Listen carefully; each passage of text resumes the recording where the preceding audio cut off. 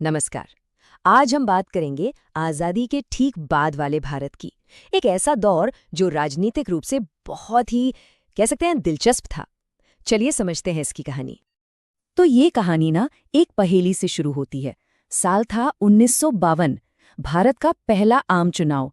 और जब नतीजे आए तो सब हैरान रह गए। क्यों? क्योंकि एक ही पार्टी, इंडियन नेशनल कांग्रेस ने लगभग पूरी की पूरी संसद पर कब्जा कर लिया था, 74% सीटें। और बस यहीं से वो एक बड़ा सवाल खड़ा होता है, जो सच पूछिए तो आज भी बहुत रेलेवेंट है। आखिर ऐसा कैसे हुआ कि दुनिया का सबसे नया और सबसे बड़ा लोकतंत्र अपने शुरुआती दौर में एक पार्टी वाले देश जैसा दिख रहा था?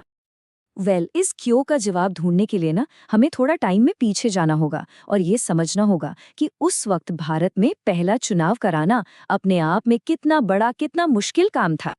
जरा सोचकर देखिए माहौल कैसा था। देश का अभी अभी बंटवारा हुआ था, वो भी बहुत हिंसक तरीके से। हर तरफ गरीबी थी, खाने के लिए हम दूसरे देशों पर निर्भर थे, और ऊपर से 500 से भी ज्यादा रियासतों को भारत में शामिल करके एक देश बनाने की चुनौती। ऐसे में चुनाव कराना तो बहुत दूर की बात थी। पहली प्राथमिकता तो देश को टूटने से बचाना था। यही वजह थी कि दुनिया भर के जो एक्सपर्ट्स थे वो सब बहुत डरे हुए थे। उन्होंने तो साफ साफ कह दिया था कि भारत का ये पहला चुनाव इतिहास का सबसे बड़ा जुआ है। कुछ लोग तो इससे भी आगे बढ़ गए, उन्होंने इसे अनपढ़ों का बेहुदा तमाशा तक कह दिया। मतलब उनका मानना था कि ये तो कभी कामयाब हो ही नहीं सकता। और ये कोई छोटा मोटा जुआ नहीं था, हम बात कर रहे हैं 17 करोड़ वोटर्स की। 17 करोड़ लोग, और इनमें से ज्यादातर ने तो अपनी पूरी जिंदगी में कभी वोट डाला नहीं था। और मुश्किल देखे, इन 17 करोड़ लोगों में से सिर्फ 15% लोग ही पढ़ना लिखना जानते थे। अब सोचिए, इन तक पार्टियों का मैसेज कैसे पहुंचाया जाए, इन्हें वोटिंग का पूरा प्रोसेस कैसे समझाया जाए। ये बहुत बड़ा चैलेंज था। इस पूरे कह सकते हैं महाअभियान को संभालने के लिए 3 लाख से भी ज्यादा सरकारी कर्मचारियों को समझिए रातों रात चुनाव अधिकारी बनने की ट्रेनिंग देनी पड़ी। और मुश्किलें भी कैसी कैसी थीं, सुनिए।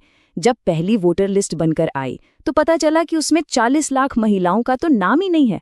अरे, उनकी पहचान बस ऐसे लिखी थी, फलाने की पत्नी या फलाने की बेटी। जाहिर है चुनाव आयोग ने इसे मानने से साफ इनकार कर दिया और पूरी लिस्ट दोबारा बनवाई।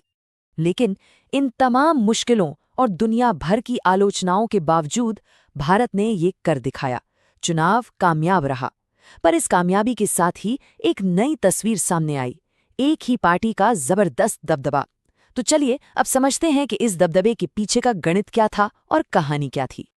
अब यहाँ पर एक बहुत ही मजेदार बात है, ध्यान से सुनिएगा। जब सारे वोट गिने गए तो कांग्रेस को कुल वोट मिले सिर्फ 45%। जी हाँ, सिर्फ 45%। इसका मतलब क्या हुआ? इसका मतलब ये हुआ कि देश के आधे से ज्यादा लोगों ने तो कांग्रेस को वोट दिया ही नहीं था। लेकिन जब सीटों की गिनती शुरू हुई तो पूरी कहानी ही पलट गई।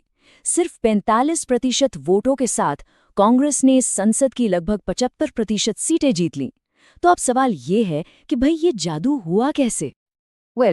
इस जादू का एक नाम है first pass the post system. ये हमारा चुनावी सिस्टम है। देखिए, इसका मतलब बड़ा सीधा है। किसी भी सीट को जीतने के लिए आपको आधे से ज्यादा वोट नहीं चाहिए होते हैं। आपको बस अपने सामने वाले उम्मीदवार से एक वोट ज्यादा लाना है, बस सीट आपकी हो गई। और कांग्रेस के साथ हर जगह यही हुआ। पर रुकिए, कहानी सिर्फ चुनावी सिस्टम की नहीं है। कांग्रेस के इस दबदबे के पीछे उसकी अपनी बहुत मजबूत वजह थी। सबसे बड़ी बात, वो आजादी की लड़ाई की पार्टी थी। उसकी एक विरासत थी, लोगों का उस पर एक भरोसा था। फिर नेहरू जैसे बड़े बड़े कद्दावर नेता उसके चेहरे थे। और उसका संगठन वो गांव-गांव तक फैला हुआ था, जो उस वक्त किसी और पार्टी का नहीं था। असल में कांग्रेस की सबसे बड़ी ताकत ये थी कि वो सिर्फ एक पार्टी थी ही नहीं, वो तो एक तरह का महागठबंधन थी। एक बड़ी सी छतरी, जिसके नीचे अमीर उद्योगपति भी खड़े थे और गरीब मजदूर भी, दक्षिणपंथी सोच वाले भी थे और कट्टर वामपंथी भी। मतलब हर तरह के लोग, हर तरह के विचार, सब उसी एक छतरी के नीचे थे। तो इसका मतलब क्या ये है कि कांग्रेस के सामने कोई था ही नहीं, कोई ऑपोजिशन नहीं? नहीं, ऐसा बिल्कुल नहीं है। कांग्रेस के इस जबरदस्त दबदबे के बावजूद भारत में एक विपक्ष धीरे धीरे ही सही पर अपनी जगह बना रहा था। उस दौर में कम्युनिस्ट पार्टी थी, सोशलिस्ट पार्टी थी, भारतीय जनसंघ जैसी पार्टियां भी थीं। हाँ, ये सच है कि इस संसद में उनकी सीटें बहुत कम थीं, उनकी आवाज़ कमज़ोर थी, लेकिन उनकी जो अलग-अलग विचारधाराएं थीं, उन्हीं ने आने वाले भारत के मल्टी पार्टी डेमोक्रेसी की नींव रखी। और हमारे लोकतंत्र की एक असली परीक्षा हुई 1957 में। इसी साल कम्युनिस्ट पार्टी ने केरला में चुनाव जीतकर सरकार बना ली। ये आजाद भारत के इतिहास में पहली बार हुआ था कि किसी राज्य में कोई गैर कांग्रेसी सरकार बनी हो। हालांकि वो एक अलग कहानी है कि सिर्फ 2 साल बाद ही केंद्र सरकार ने उस सरकार को बर्खास्त कर दिया था। तो आखिर में भारत के राजनीतिक इतिहास के इस पहले चैप्टर से हमें क्या समझना चाहिए? इसका सबसे बड़ा टेक अवे क्या है? देखिए, इसका सार ये है कि भारत का जो ये एक पार्टी का दबदबा था ना, वो चीन या क्यूबा जैसे दूसरे देशों से बिल्कुल अलग था। क्यों? क्योंकि उन देशों में तो संविधान ही कहता है कि एक ही पार्टी का राज होगा, विपक्ष के लिए कोई जगह ही नहीं है। लेकिन भारत में कांग्रेस का दबदबा कैसे बना? वो बना था बार बार हुए आजाद और निष्पक्ष चुनावों के नतीजों से। और यही इस दौर का सबसे बड़ा पैराडॉक्स और कह सकते हैं कि सबसे बड़ी खूबी भी है। यहाँ एक पार्टी का दबदबा तो था, पर वो लोकतंत्र के अंदर था।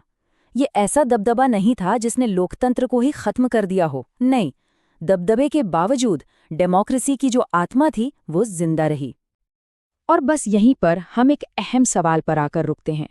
एक दलीय प्रभुत्व का वो जो शुरुआती दौर था, उसकी विरासत, उसकी आदतें, उसका पॉलिटिकल कल्चर, वो सब आज की भारतीय राजनीति को किस तरह से और कितना प्रभावित कर रहा है, यह सोचने वाली बात है।